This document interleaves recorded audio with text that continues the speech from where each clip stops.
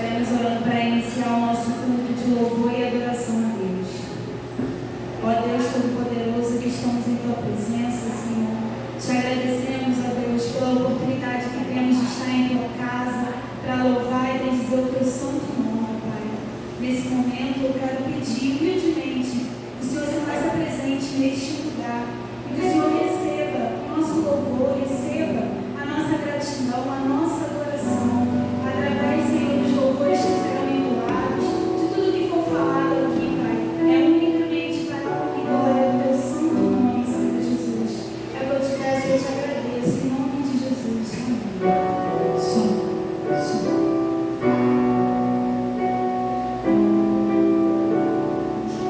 Vamos louvar, irmãos. Temos mais um dia para agradecer ao Senhor.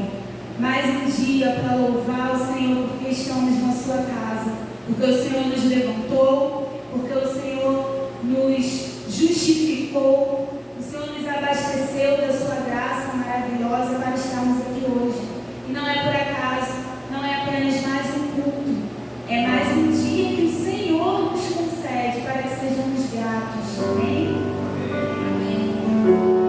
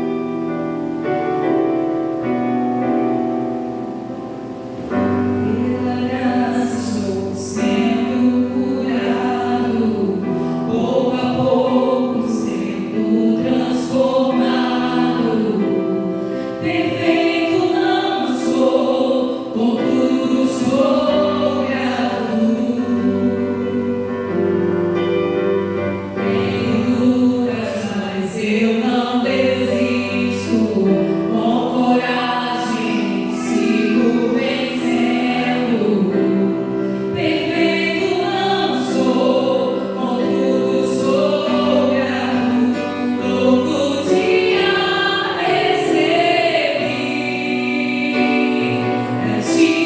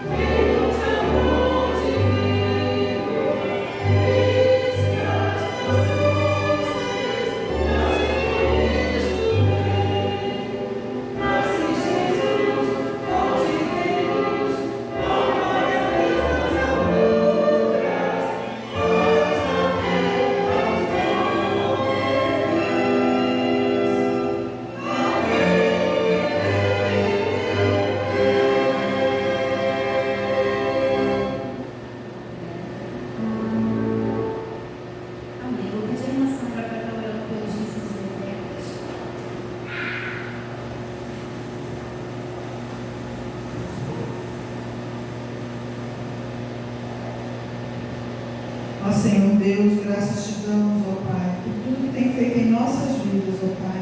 Graças te damos pela oportunidade de estarmos na tua casa para louvar e agradecer o teu santo nome nesta noite, ó Pai. Graças te damos pelo dia de trabalho que o Senhor nos concedeu e por tudo, ó Pai, por tudo mesmo que o Senhor tem feito em nossas vidas, ó Pai.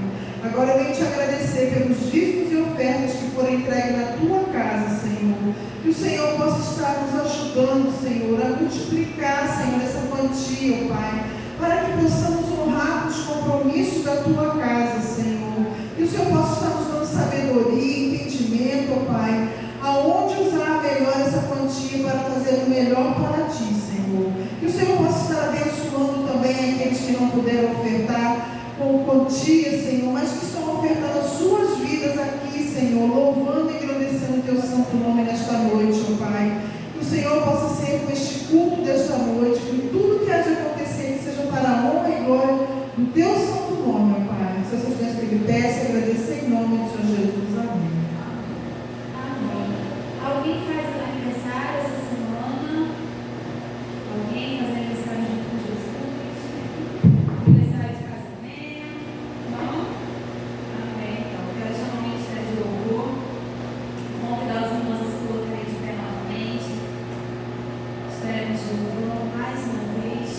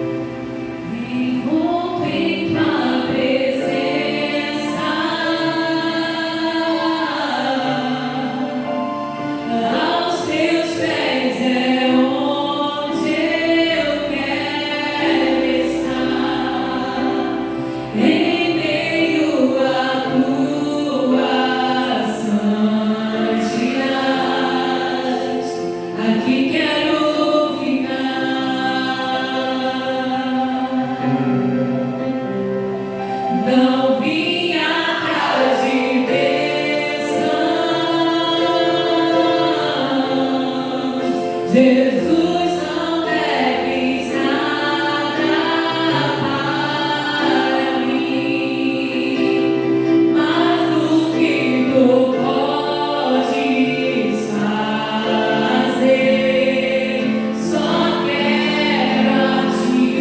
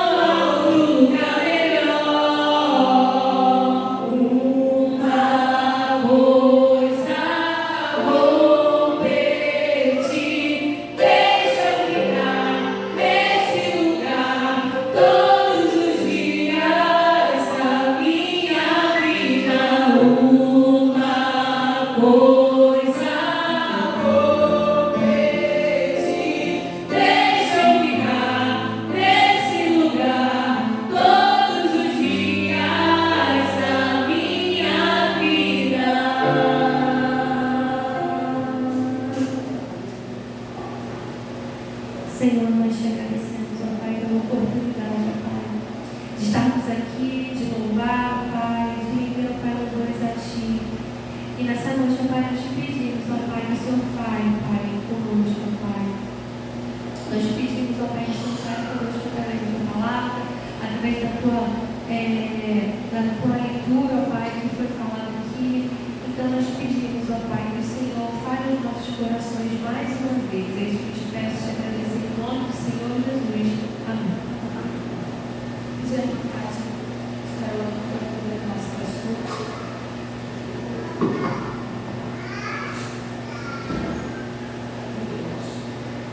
Deus, Pai, eu te peço, Deus, pelas palavras, atitudes, pensamentos, Deus que não provém, Deus do Senhor, para que possamos assim representar a tua presença, Pai, falar contigo, Deus.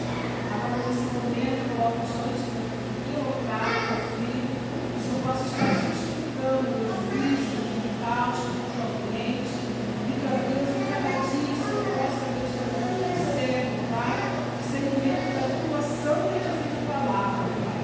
Que o Espírito Santo, ó Deus, use o teu filho, que ele venha transmitir aquilo que seja justo no seu coração nessa noite.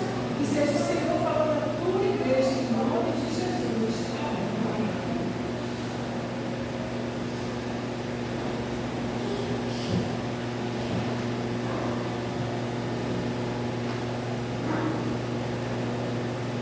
Boa noite, irmãos. Graça e paz. Eu já convido você a abrir a sua Bíblia no livro de Atos, Atos dos Apóstolos, capítulo 3. Mas antes de chegarmos a esse texto, que será o texto desta noite, eu quero lembrar a respeito de um evento ocorrido lá em Lucas capítulo 5, que mostra um dia Jesus estava às margens do lago de Genazaré e uma multidão apertava ele, e ele então avistou um barco onde estava Simão Pedro e pediu para que eles o afastassem da margem. Ao terminar a sua pregação, Jesus ordenou para que eles fossem para águas mais profundas e jogassem, lançassem as redes. A princípio houve dúvida naquela ordem com respeito àquela ordem que Jesus trouxe para eles, pois eles já haviam pescado, já haviam tentado ali, pescar e não tinham obtido sucesso. Contudo, devido à autoridade de Jesus, aqueles homens obedeceram e Simão acabou ordenando que os seus companheiros jogassem mais uma vez as redes. Percebe-se uma obediência, mas uma obediência redundante. É aquela ordem que as pessoas recebem, aquela orientação que as pessoas recebem, ou de repente até mesmo uma palavra de promessa lançada, mas a gente recebe sem grandes expectativas com relação ao resultado que haverá. E naquele instante, Pedro e seus companheiros não tinham grandes expectativas a respeito do resultado de cumprirem a ordem de Jesus, porém o resultado superou em muito as expectativas daqueles homens, e viu-se as redes praticamente cheias de peixe, praticamente rasgando, quase que rasgando, de tanto peixe que ali eles conseguiram pescar. Eu quero te fazer uma pergunta. Já aconteceu contigo algo parecido? Você já esperou alguma coisa na tua vida e de repente aquilo que você recebeu superou em muito a bênção que você esperava? Algo que você colocou diante de Deus e de repente aconteceu algo com uma proporção maior do que você imaginava. Na Bíblia, frequentemente encontramos pessoas sendo surpreendidas pela generosidade de Deus. Pessoas que aguardavam algo da parte do Senhor, e o Senhor fez muito além daquilo que elas esperavam. E quando nós olhamos para a Bíblia, nós vamos ver, por exemplo, a história daquela viúva que ela estava necessitada, pois ela estava em grave dificuldade financeira e seu marido havia morrido, e agora chega o credor, chega aquela pessoa cobrando a dívida e coloca para ela que para pagar a dívida ela teria que perder os seus 2 filhos, ou seja, ele levaria os seus 2 filhos como escravos. Irmãos, já é difícil você perder um filho, imagine você perder um filho e considerar por causa de uma dívida, e ele vai se tornar um escravo por causa dessa dívida. Imagine o coração daquela mulher. Mas ela, com a direção de Deus, procurou o servo do Senhor, ela procurou o profeta Eliseu. Essa história está lá em 2 Reis, capítulo 4. Então, houve a manifestação poderosa da graça de Deus. Deus atuou e o azeite multiplicou-se, de tal forma que ela não conseguiu acompanhar as bênçãos que Deus tinha para a vida dela. O profeta pedia as vasilhas para que o azeite continuasse abundando, mas ela não tinha mais. Então vemos, havia uma necessidade, houve um atendimento a essa necessidade, mas não houve condições de suportar, de caber ali as bênçãos do Senhor, porque ela superou em muito aquilo que ela precisava. Quando as bênçãos do Senhor nos alcançam, a gente tem que ter preparo para isso, porque às vezes é até difícil conter essas bênçãos. Nessas narrativas nós vemos pessoas recebendo bênçãos materiais, irmãos, coisas boas que nos ajudam, que são necessárias para as nossas vidas, mas há algo muito mais precioso que o Senhor acrescenta nas nossas experiências, diante das nossas necessidades, que são colocadas diante do nosso Deus. Por exemplo, um enfermo, uma pessoa sem esperança de uma recuperação, e Deus faz um milagre ali de restauração da saúde na vida dessa pessoa. Isso é bênção. Isso é bênção.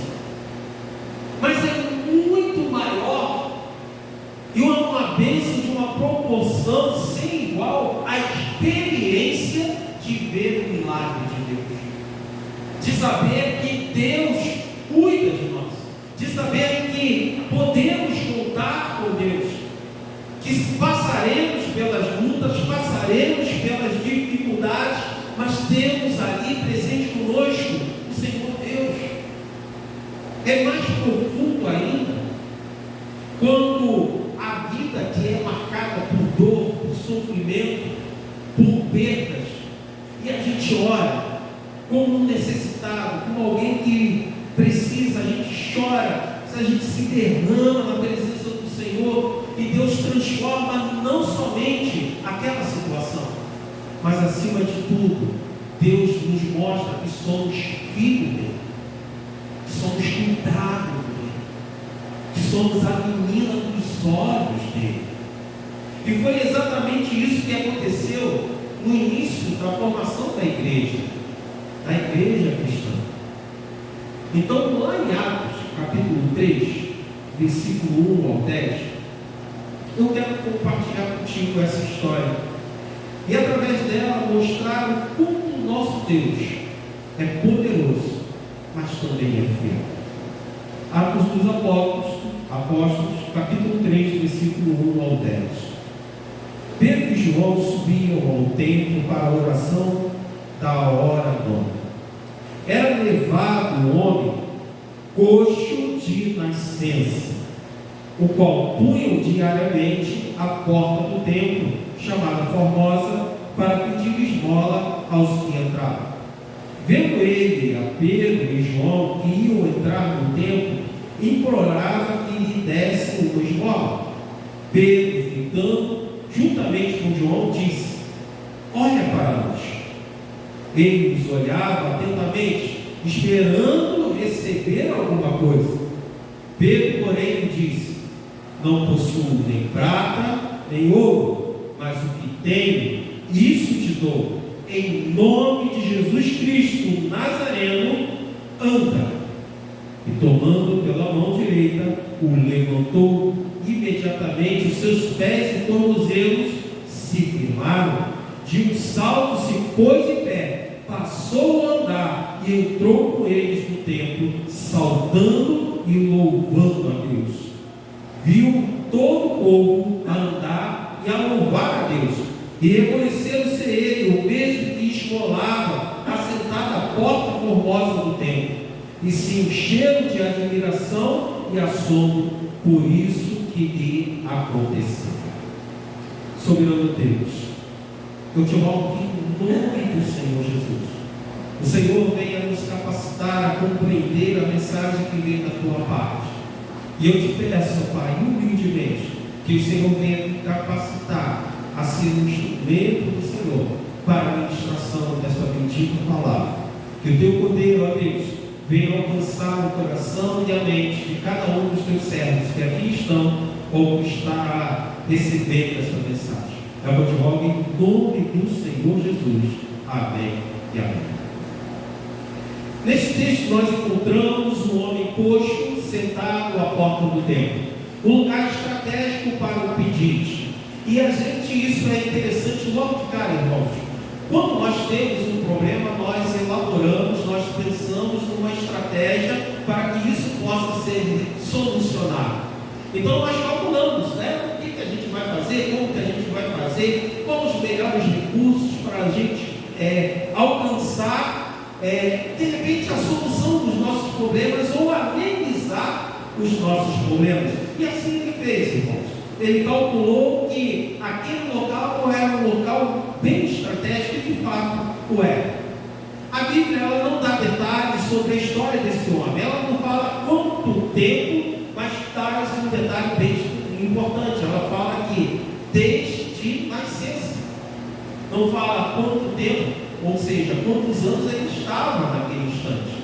Ou seja, se era um jovem, se era um homem adulto, se era um homem idoso, mas fala que desde quando ele nasceu, assim o era. E a sua posição ela era intencional. Estar na entrada do templo era um local em que havia um grande fluxo de pessoas. As pessoas passariam por ali e necessariamente viria aquela pessoa carente e ele estaria em condições também de fazer as suas petições. Estava, portanto, próximo do templo de Deus, mas infelizmente longe do Deus do templo. Ele estava ali do lado de fora, numa condição que descreve muitas vidas hoje. Por causa da sua deficiência física, aquele homem não podia entrar no templo, irmãos. Interpretações equivocadas a respeito da palavra de Deus faziam com que as pessoas pensassem, julgassem e colocassem ele como uma pessoa pecadora, e se não fosse ele um pecador, seriam os pais dele pecador, e por isso ele estava naquela condição. Ou seja, a sua condição desde nascença não era o acaso, mas era o castigo da parte de Deus. Isso era uma interpretação que as pessoas tinham, uma interpretação equivocada. E durante anos ele permaneceu ali, naquela condição física, mas provavelmente emocional e espiritual. Quantas vezes nós olhamos para as nossas lutas, para as nossas dificuldades e nos questionamos: será que eu fiz alguma coisa para estar passando isso? Será que eu errei e por isso eu estou passando por isso? Quando não, há situações que são externas em que as pessoas têm um olhar julgador ou têm palavras que nos condenam. Então, a nossa situação, muitas vezes, em várias circunstâncias, pode muito se assemelhar a este homem hoje. E é importante notar, irmãos, que buscamos, infelizmente, muitas vezes nos sentirmos bem com Deus, mas infelizmente de uma forma errada. Porque não perguntamos se Deus está contente conosco. Não perguntamos se Deus está satisfeito conosco, com nossa postura, com nosso pensamento, como Deus se sente diante das nossas ações, como Deus se sente diante dos nossos pensamentos, de dúvida, de questionamento, de olhar para as circunstâncias, em vez de olharmos para a fidelidade, para o cuidado dele. E nós estamos muito preocupados em cumprir, de repente, rituais, de estar na presença, no culto, mas esquecemos do que vale de fato, é como o nosso coração está na presença de Deus. Muitas vezes nós nos contentamos com a nossa própria satisfação.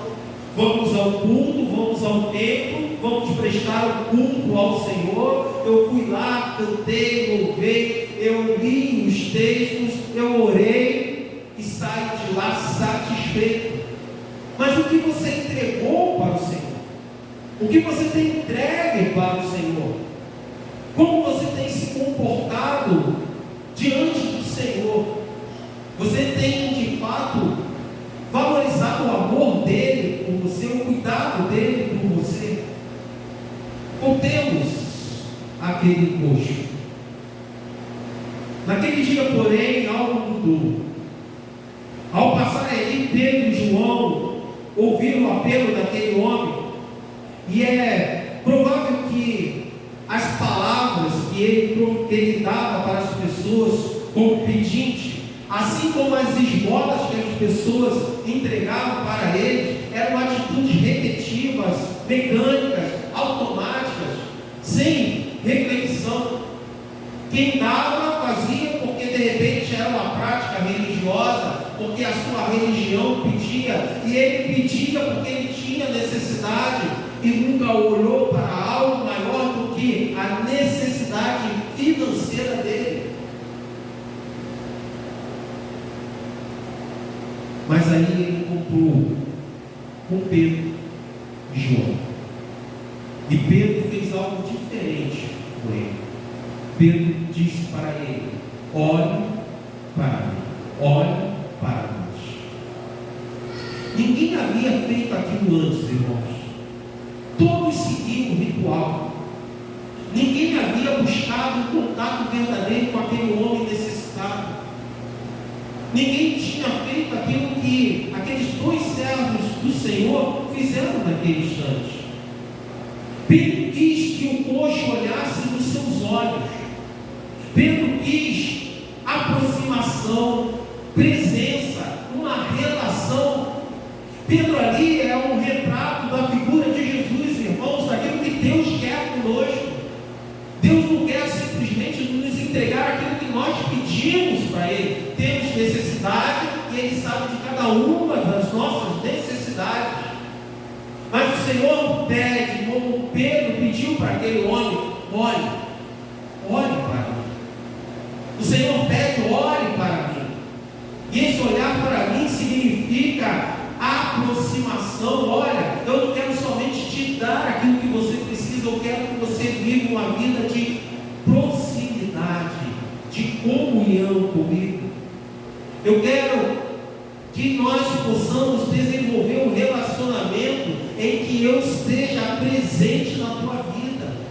Eu quero desenvolver uma relação de intimidade contigo. Hoje existem muitos coxos, irmãos, não fisicamente, mas espiritualmente.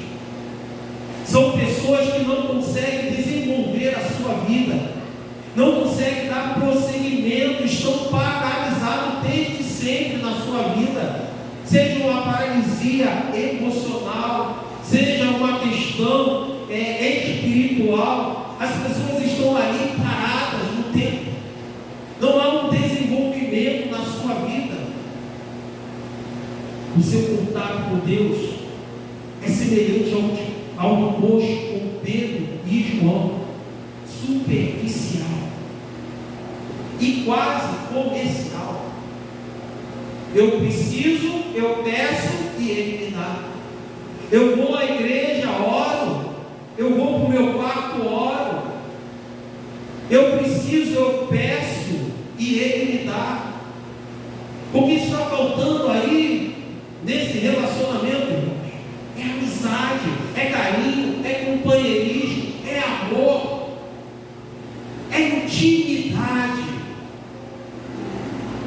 E com um clamor automático e repetitivo, assim como hoje muitos crentes têm vivido a sua vida espiritual, simplesmente entrega ali as suas petições e fica aguardando uma ação da parte de Deus. Ah, meu querido, o Senhor quer mais do que isso da tua parte. O Senhor quer mais do que saber que você confia nele. O Senhor quer intimidade, o Senhor quer amor, o Senhor quer que você mostre esse amor. O Senhor quer ver o tamanho do teu compromisso com Ele, da sua fé nele. Mas louvado seja o Senhor Deus, pois assim como Pedro e João que viram aquele incapacitado homem, Jesus olha para cada um de nós. Assim como Pedro e João perceberam aquele homem jogado no chão, o nosso Senhor muitas vezes nos vê nessas condições. Sim, irmãos, pessoas que estão dentro da igreja, não são pessoas que estão lá fora somente, mas pessoas que estão dentro da igreja, incapacitados em resolver os seus problemas, incapacitados, seja por questões que não fogem à sua capacidade, ou seja, porque não estão buscando de fato a presença do Senhor com sinceridade, com amor. Mas o bom mestre, ele não quer somente passar pela nossa vida e entregar aquilo que a gente quer. Ele não quer passar pela nossa vida e entregar uma esmola, não. Ele não quer passar pela nossa vida, ouvir aquilo que a gente pede e entregar aquilo que a gente quer. Louvado seja o Senhor, porque temos o Espírito Santo de Deus que corrige as nossas orações. E muitas vezes nós colocamos diante do Senhor as nossas angústias, as nossas necessidades, e o Espírito Santo corrige essa oração e leva até o trono de Deus aquilo que de fato nós precisamos. E o Senhor, muitas vezes Ele fala ao nosso coração: olha, eu sei que você tem essa tua necessidade, eu sei que você tem essa aflição, eu sei que você tem essa luta na tua vida, mas eu quero te dar algo que é maior do que isso. Eu quero viver contigo, eu quero fazer parte da tua vida, eu quero fazer parte das suas lutas, eu quero viver contigo. O Senhor, irmãos, Ele quer fazer parte da nossa vida. E para quê? Para lutar as nossas lutas, irmãos. Para estar conosco nos momentos em que nós estamos chorando e nos consolar. Naqueles momentos que as portas se fecham e a gente sentir que Deus é presente na nossa vida. Naqueles momentos em que as coisas estão dando errado, em que nós não conseguimos olhar para o horizonte e enxergar uma solução, mas temos a certeza que estamos caminhando, mas não estamos só. E por isso Ele diz para nós: olhe para mim. Eu quero que você conheça aquele a quem você tem pedido. Eu não quero somente te dar, eu quero estreitar um relacionamento com você. Eu quero viver intimidade contigo, mas cabe a você dar o passo que lhe é necessário. Até aqui você me conhece pelo que eu te dou, mas agora eu quero que você conheça pelo que eu sou e que eu posso ser na sua vida. Eu sou aquele que, mesmo sabendo dos seus erros, mesmo sabendo das suas dúvidas, mesmo sabendo dos seus pecados, mesmo sabendo de que você muitas vezes rejeitou a minha orientação, rejeitou o meu amor, eu enviei o meu filho para morrer na cruz por você, porque eu te amo. Eu sou aquele que te ama, independentemente se você merece ou não. Eu sou aquele que tem te sustentado, aquele que tem te amparado, aquele que tem te guardado até aqui. Você tem passado por lutas, por provas, a tua história não é fácil, mas ela está ainda em andamento, porque eu tenho sido presente na tua vida. Mesmo quando nós não reconhecemos, o Senhor se faz presente na nossa vida. Mesmo quando lá atrás nós dávamos as costas e acreditávamos as nossas vitórias, os nossos livramentos, a várias situações da vida, menos ao Senhor, a fidelidade, o cuidado, o amor de Deus estava ali presente na nossa vida. O Senhor quer mostrar para nós, irmãos, que Ele é aquele que nos salva, mas Ele deseja que nós possamos viver uma vida de confissão disso, uma vida em que a gente possa declarar que Jesus é o nosso único, suficiente Senhor e Salvador da nossa alma. Não adianta o mundo se levantar, não adianta as circunstâncias de adversidades vir sobre a nossa vida, não abrimos mão desta verdade. Poderemos ser derrotados, sim. As portas podem se fechar, as coisas não podem se resolver de acordo com o jeito que nós imaginávamos, mas uma coisa é certa: Jesus é o Salvador da nossa alma. Aquele homem cujo esperava receber de modo, mas o que ele recebeu? Cura. O paralítico de Cafarnaum, lá em Marcos, capítulo 2, versículo 1 ao 5, ele foi carregado até uma casa onde Jesus estava, e havendo dificuldade, os seus amigos desceram ele pelo telhado. O que os seus amigos e ele esperavam? Cura. E o que ele recebeu? Jesus perdoou e salvou. Jesus vai além daquilo que nós imaginamos, irmãos. E aí você pode estar pensando, mas a salvação, mas ele precisava de cura. Não, a necessidade maior dele era da presença de Deus na vida dele, era de comunhão, e por isso o Senhor perdoou o pecado deles. O Senhor restabeleceu a comunhão, e isso é tão importante que o inimigo da tua alma sempre tenta destruir a tua comunhão com Deus, porque ele sabe que a partir daí todas as coisas que ele deseja fazer na tua vida através das dificuldades ele consegue. Mas quando você tem a comunhão constante com o Senhor, independentemente das circunstâncias, meu querido, pode ir até o inferno se levantar contra você, mas você prevalecerá e sairá vitorioso, porque aquilo que tem de maior valor na tua vida está garantido, a salvação da tua alma, e a partir disso todas as demais coisas são acrescentadas na sua vida.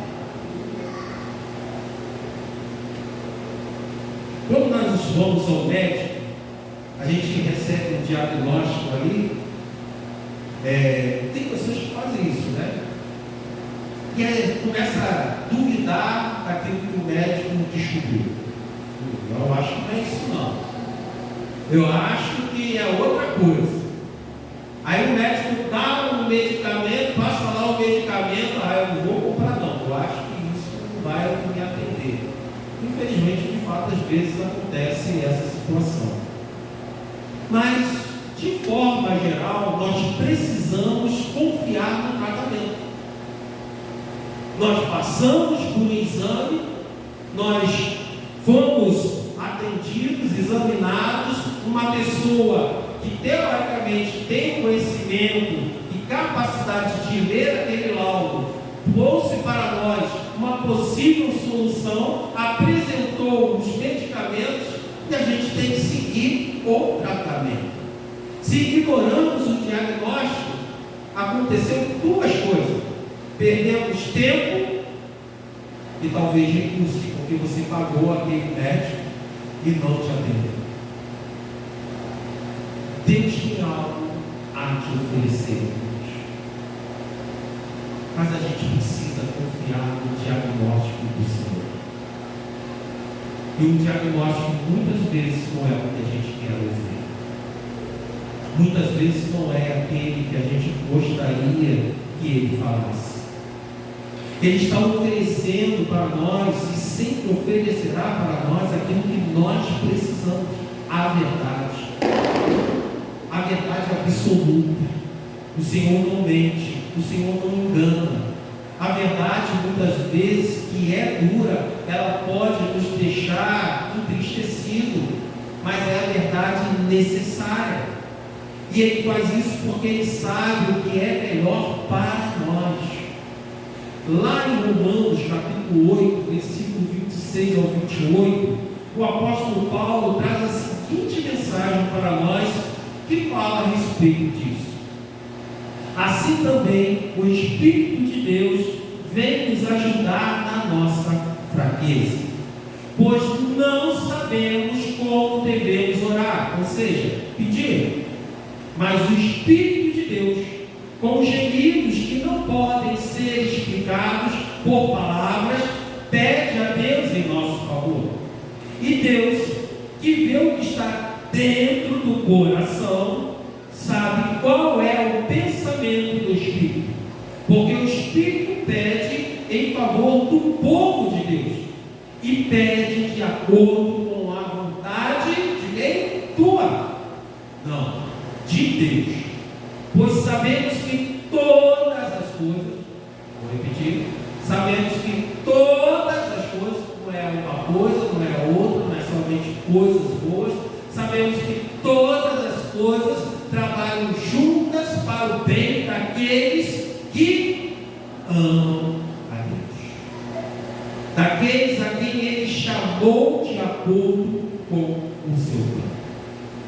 Às vezes pensamos, irmãos, que o problema é um, e a gente quer lidar com aquele problema da maneira que a gente está enxergando, mas a gente esquece daquilo que é essencial, de Deus. Porque na verdade, a gente de repente não está vendo a raiz do problema. Nós estamos vendo a consequência, mas não a raiz. A gente trata a consequência, mas não a raiz. E o que acontece? A gente fica num ciclo de resolução de problema. E aí o Senhor entra com a sua verdade. Aí o Senhor entra com o seu poder. E Ele mostra que o problema é outro. E Deus enxerga isso porque Ele enxerga quem nós somos. Ele sabe exatamente a nossa estrutura. Ele sabe o que a gente fez. E mais ainda, Ele sabe o que a gente pensa. E Ele sabe o que realmente nós precisamos. Portanto, Ele sabe qual é a solução. Ele sabe qual é o caminho da vitória. Ele sabe qual o medicamento que nós precisamos tomar. Vamos novamente voltar àquele homem coxo. A surpresa daquele homem nos faz lembrar a palavra de Paulo. Deus nos dá além daquilo que pedimos e pensamos. Efésios 3:20. Aquele homem se surpreendeu com a bênção, porque ele pediu esmola. E agora ele foi curado. Foi curado. Ele estava agora restaurado, com a sua saúde, como ele nunca teve. Desde a nascença, ele nunca teve aquela saúde. Agora ele vive algo novo, algo que ele nunca viveu na sua vida. O que ocorre é que pedimos geralmente de acordo com a nossa visão de vida, irmãos. Podemos achar que de repente, por causa dessa visão de vida, que aquilo é suficiente para nós. Você tem uma dívida, o que você pede a Deus, que você tenha mais dinheiro para que você possa pagar a dívida. Não é isso? O Senhor me dá uma hora extra, me dá um aumento. Aí o Senhor olha para você, eu posso te dar, mas eu tenho que tratar outra coisa antes. Gaste mais. Porque eu te dou um aumento e você continua gastando mais. Aquele homem passou a sua vida naquela situação. Ele esperava apenas esmola. Você pode de repente estar sozinho. Você pode estar muito tempo na solidão. E você acha que de repente a solução do teu problema é simplesmente uma pessoa. Você tem uma enfermidade e acha que isso é sobreviver. Muitas vezes a nossa visão de vida ela fica limitada à nossa crise. Ela fica limitada àquilo que a gente está vendo diante dos nossos olhos, àquilo que a gente está sofrendo na carne. Esquecemos que o nosso Deus é um Todo-Poderoso, que Ele vai além, muito além daquilo que a gente pode imaginar. Mas a gente precisa confiar nele. A gente precisa ter uma oração de confiança que Jesus ensinou. E qual a oração de confiança que Jesus ensinou, irmãos? Seja feita a sua vontade. Isso é confiança. Senhor, eu preciso disso. Eu preciso dessa solução. Mas eu entrego o meu problema em suas mãos. Seja feita a sua vontade, porque o Senhor sabe que é bom o que eu preciso e o que resolverá a minha situação. Então, meu querido, se Deus está em silêncio até agora, se até agora não apareceu nenhum Pedro e João para te levantar, creia, em Deus você pode todas as coisas. No momento certo, a sua resposta chegará. No momento que você precisar, o Senhor estará presente ali na tua vida. Eu quero repetir para você uma coisa: Deus tem muito mais a te oferecer do que você imagina. Deus tem muito mais a fazer na tua vida do que você espera. Contudo, as respostas às nossas orações acontecem segundo o plano de Deus, segundo o projeto de Deus, segundo a vontade de Deus. Por isso devemos declarar: Senhor, seja feita a sua vontade. Talvez você tenha vindo, na verdade, buscando uma resposta, buscando uma solução. Talvez você esteja na sua casa pensando numa reconciliação, numa situação de paz, numa vitória profissional, numa vida profissional de repente próspera, uma bênção para você, ou uma bênção para a sua família. Não limite Deus a essas coisas. Não limite Deus a essas coisas. Coloque Ele como de fato Ele precisa ser Senhor da tua alma, Senhor da tua vida. Porque Ele sendo Senhor, Ele cuidará de você, Ele cuidará de tudo que você precisa. E aí tudo aquilo que vier, todas as suas necessidades, estará na mão do Todo-Poderoso, daquele que cuida de você. O Senhor tem algo maior a te oferecer. E tudo começa com o coração quebrantado. Tudo começa com o entendimento da tua necessidade de viver na presença dEle, de viver em intimidade com Ele.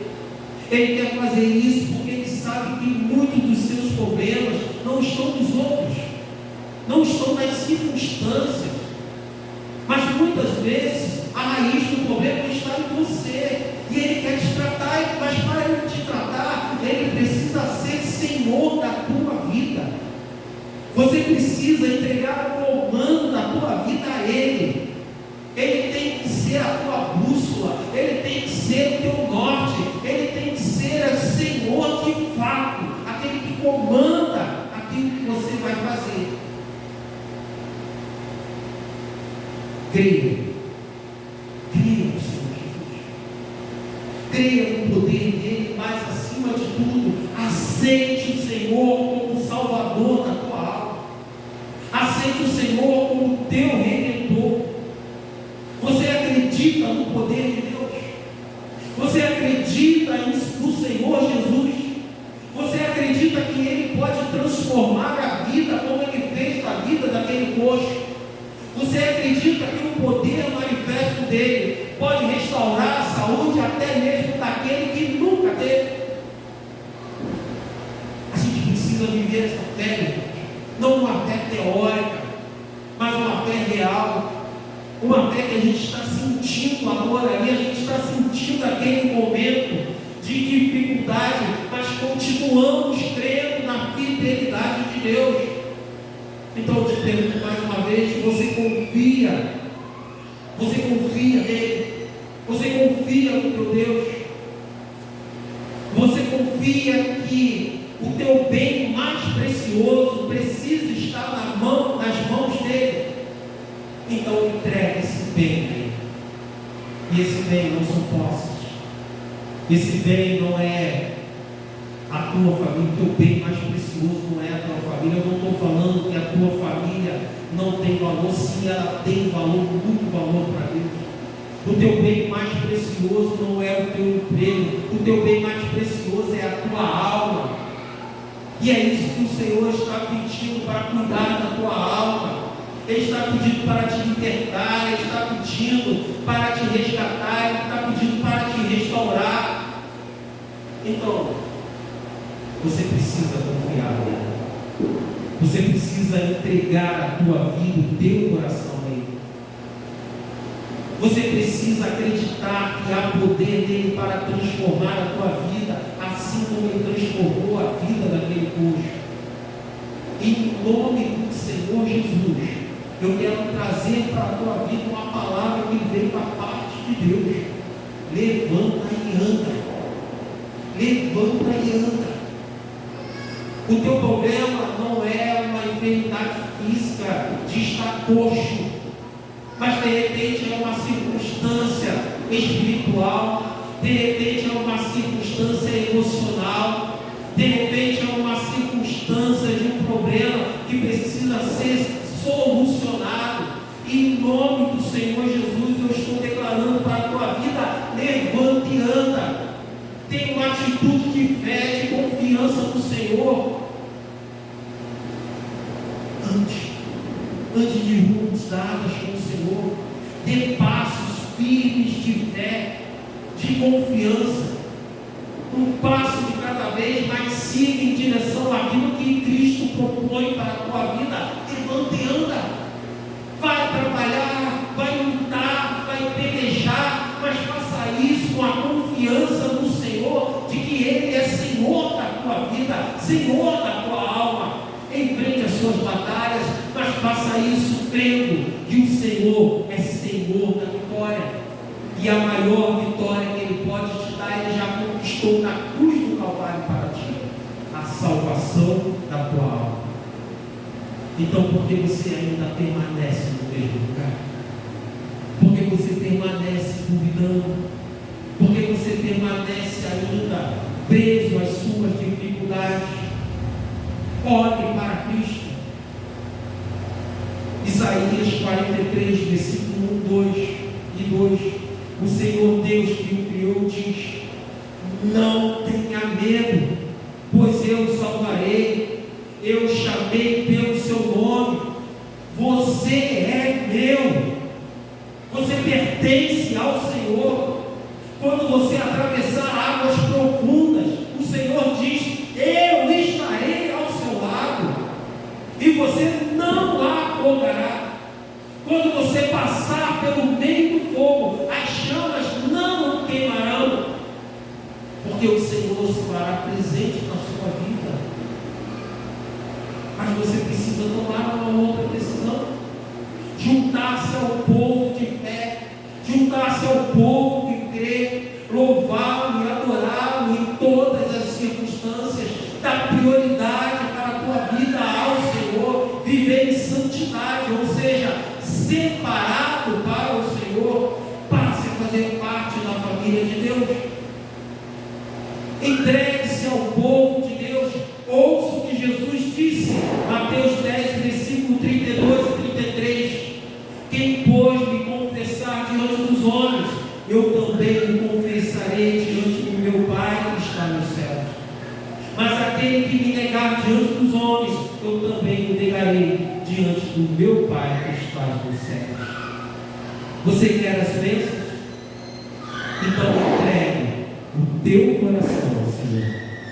Entregue a tua vida ao Senhor. Entregue a sua alma ao Senhor das bênçãos. Porque Paulo ele diz lá em Romanos 10, versículo 9 e 10: se você confessar com a sua boca que Jesus é Senhor e crer em seu coração que Deus o ressuscitou dentre os mortos, será salvo, pois com o coração se crê para a justiça e com a boca se confessa para a salvação. Jesus Cristo transformou o coxo esquecido em uma pessoa escolhida. E é isso que o Senhor está te convidando nesta noite. Ele está dizendo para você: eu te escolho. Levanta e anda. Permita esta transformação, que esta transformação aconteça em sua vida. Passe a viver a experiência real da presença de Deus em sua vida. Aceite, confesse a sua fé em Cristo Jesus. Faça isso nesse instante. Entregue o teu coração, entregue a sua vida ao Senhor Jesus.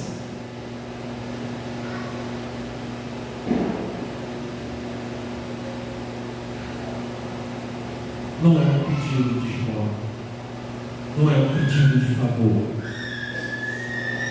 mas um pedido de cuidado da parte de Deus. Senhor, cuide da minha alma, porque eu a entrego a Ti. Tu és Senhor da minha alma, Tu és Senhor da minha vida. Confia a Ti a minha vida, confia a Ti tudo que eu sou, todos os meus projetos, tudo entrego a Ti. Tudo é Teu, Pai. Eu sou do Senhor. Declare para Cristo: eu sou Teu, Senhor Jesus. Amado Deus, aqui estamos diante do Senhor como necessitados, mas a nossa maior necessidade é que o Senhor cuide das nossas almas. Portanto, ó Deus, nós confessamos o Senhor Jesus como Senhor e Salvador da nossa alma.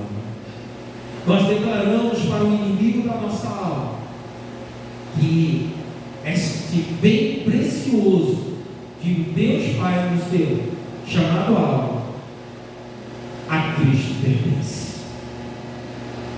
E declaramos nesta noite, ó Deus, a nossa confiança de todas as demais coisas o Senhor cuidará. Não sabemos o que o Senhor irá fazer, ó Deus, mas confiamos a Ti, entregamos em Suas mãos, porque Tu és Senhor da nossa vida. Perdoa os nossos pecados em palavras, pensamentos, em ações, mas também em omissões. Que o Senhor esteja sempre nos dando uma visão espiritual de todas as coisas, ó Deus. E que o Senhor faça-nos honrar o amor que o Senhor tem por cada um de nós, louvando e adorando ao Senhor, independentemente das circunstâncias, Pai. Então, em nome do Senhor Jesus, nesta noite nós declaramos que estaremos de pé diante do Senhor, que nos levantaremos com a palavra que o Senhor trouxe para a nossa vida e enfrentaremos as nossas batalhas, ó Deus, porque sabemos que não estamos só, sabemos que não somos somos pobres coitados, sabemos que não somos mendigos espirituais, mas somos filhos do Deus Altíssimo, somos filhos do Senhor, Deus Todo-Poderoso.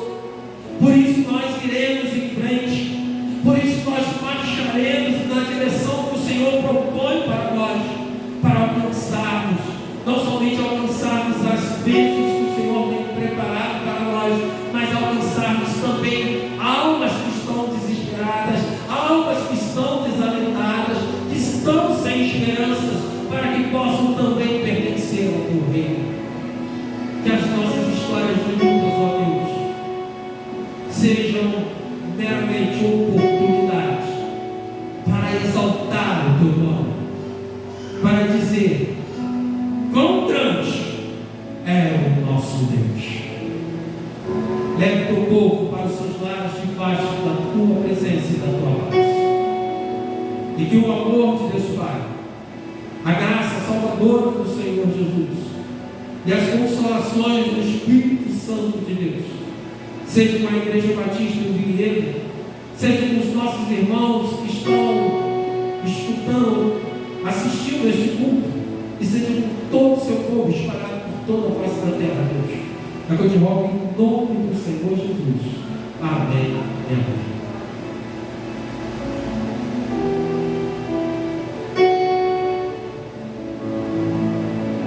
Peço aos irmãos que fiquem atentos ao calendário, a agenda da igreja.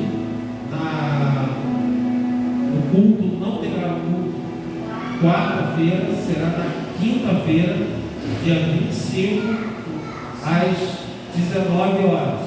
Então, teremos o culto de Natal no dia 25, às 19 horas. Contamos com a presença dos irmãos para que nós, nesse dia, mais uma vez, possamos adorar o nosso Deus e louvar o nosso Senhor Jesus.